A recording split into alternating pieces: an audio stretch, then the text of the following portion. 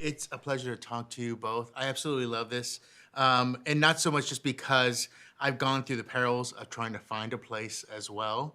And so just to kind of start off a little fun, can you, either you give me a reason why you nixed a place that doesn't make sense, like a new home or an apartment that didn't make sense, but at the time it was like the perfect reason why you didn't want to live there?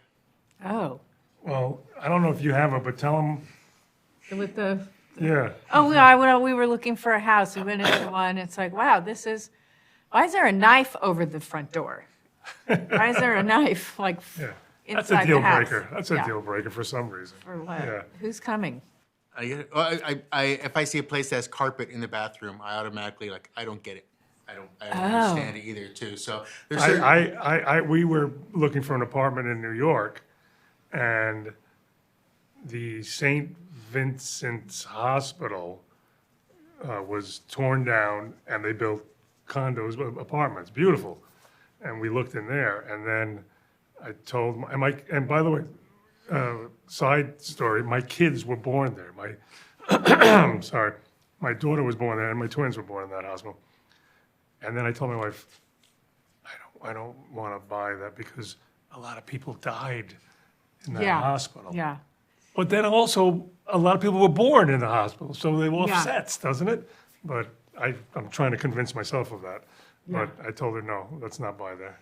Well, there's all these different reasons because you have to sleep there too. So it's all these reasons as well. So with Paul and Lydia, can you kind of tell me, how you saw these characters? Because we come into them kind of midpoint where they've gone through some tragic things and they're trying to survive and kind of recoup their lives as well. Yeah, that's exactly right. I know. I don't know what to add to it. Yeah, that's, But Without That's giving right. anything away, I guess, too. So Yeah. there's a lot of we come to them at a time where it could look like they're just a married couple that's struggling, but there's a lot of things that get revealed Yeah. that they're going through. right. It's not just empty nest. She wants to stay, he wants to leave. It turns out there's more to it. There's more So- going on. Yeah. And it's interesting too, as I watch, you figure out all these different connections you have to pieces of your home as well. There's a point where she looks at a tree and she has all these memories and things too. So, has that ever been something for either of you where you have like a memory of something, even growing up, where you're like, that's the fence I started on fire when I was like 5 without knowing what I was doing or anything like that?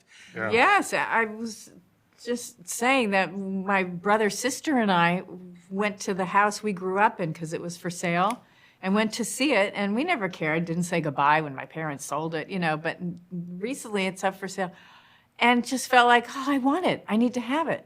Should I buy? I need to have it. But after like 30 minutes and walking through and having our fun moment, I realized, no, there's no point. I don't need it. Someone else should have it. We just sold out my childhood home about 3 years ago. There's nobody left. My mom was in it all the way to the end. Wow. In Queens, New York, and we sold it. And it is emotional. I dream about the house. I have dreams, a recurring dream of the house. So it's weird because I've been out of it. Well, I lived there till I was 29, so I hate admitting that. But I've been out of it for over 30 years, but there's still an attachment to it. Yeah. And one of the things I do like about this too, Paul also seems to have a kind of a darker background as well too. So what was it like kind of, working with Dennis, who kind of comes into in the first episode especially, kind of comes into this new world as Paul is trying to reformulate things?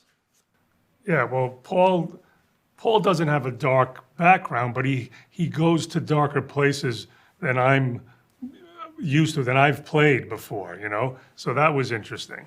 And then, yes, Dennis Leary comes in, who plays my brother, who he's kind of the dark sheep of the family. But